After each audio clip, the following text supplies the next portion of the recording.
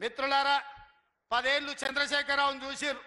ఆయన ఏం వెలుగబెట్టిండో తెలంగాణలో కనిపిస్తుంది. 69,000 కోట్లతోని రాష్ట్రాన్ని అప్పచెప్తే 7,11,000 కోట్ల రూపాయలు అప్పు చేసిండు.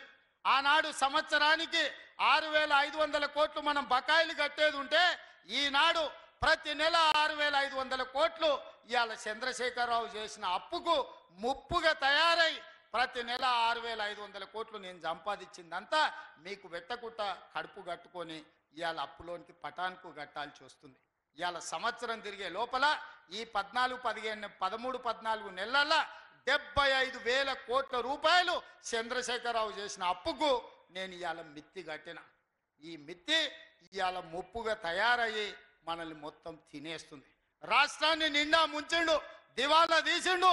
దివాలా తీపిచ్చిన రాష్ట్రాన్ని మనకిచ్చిపోయి ఆయన ఫామ్ హౌస్లో వండుకున్నాడు. సల్లంగా ఎప్పుడన్నా ఎట్లున్నారని మీ దగ్గరికి వచ్చిండా?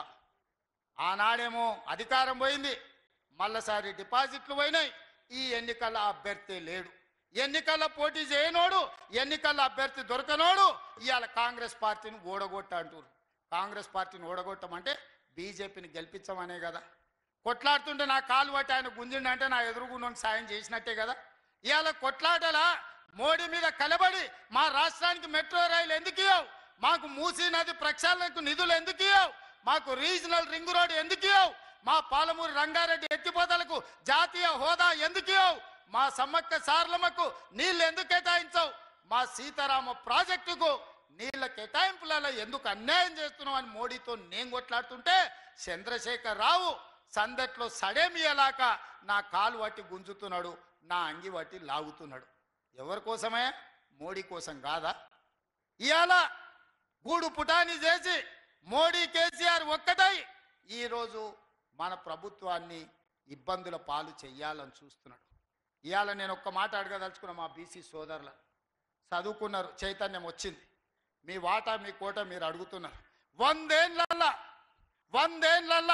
1931లో తెల్లదొరలు ఉన్నప్పుడు కులగణన జరిగితే 2025 సంవత్సరం వరకు దాదాపుగా 96-97 ఏళ్ళ ఎన్నడన్నా మీ కులగణన జరిగిందా ఈ దేశంలో?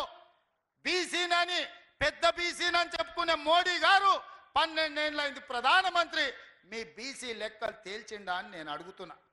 12 నెలలు తిరగక ముందే మీ సోదరుడు రేవంత్ రెడ్డి ముఖ్యమంత్రి మీ బీసీ కులగణన చేసి ఇవాళ లెక్కలు తెలిసి 56.33% తెలంగాణ రాష్ట్రంలో బీసీలు ఉన్నారని లెక్క తెచ్చి లెక్క ముందల పెడితే ఇవాళ రేవంత్ రెడ్డిని ఓడగొట్టాలి అని అడుగుతున్నారు కేసీఆర్, మోడీ గారు. నేను అడుగుతున్న సోదరులారా, మోడీ చెయ్యలేని పని, మోడీ పెద్ద బీసీనని చెప్పుకుంటున్నాడు, బండి సంజయ్ చిన్న బీసీనని చెప్పుకుంటున్నాడు.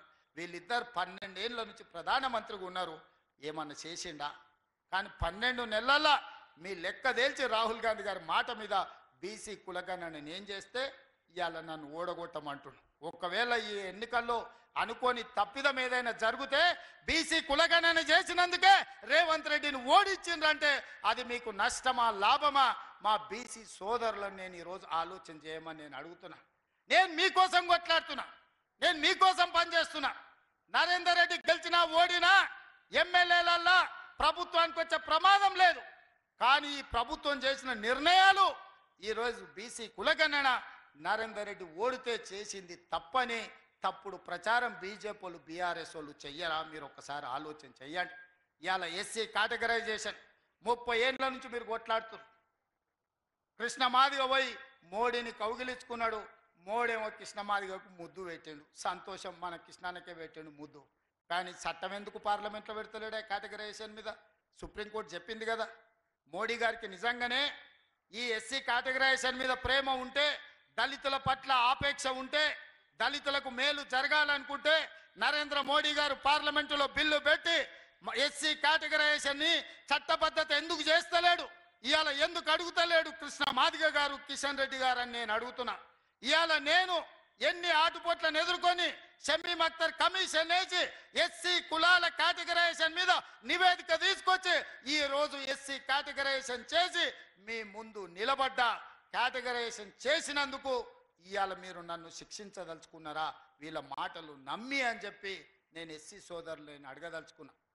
దశాబ్దాల కొద్దీ పరిష్కారం కాబడని ఈ శాశ్వతంగా సమస్య జటిల సమస్యగా ఉన్న బీసీ కులగణన ఎస్సీ కేటగరైజేషన్ ఈరోజు 12 నెలలు తిరిగే లోపల పరిష్కరించిన నాకు ఓటేస్తారా? మిమ్మల్ని 12 ఏళ్ళ నుంచి మోసం చేసిన బీజేపీలకు ఓటేస్తారా? మీరు ఒక్కసారి ఆలోచన చేసి నిర్ణయం తీసుకోండి అని నేను అడుగుతున్న సోదరులారా. బండి సంజయ్ గారు అడుగుతున్నారు, కేసీఆర్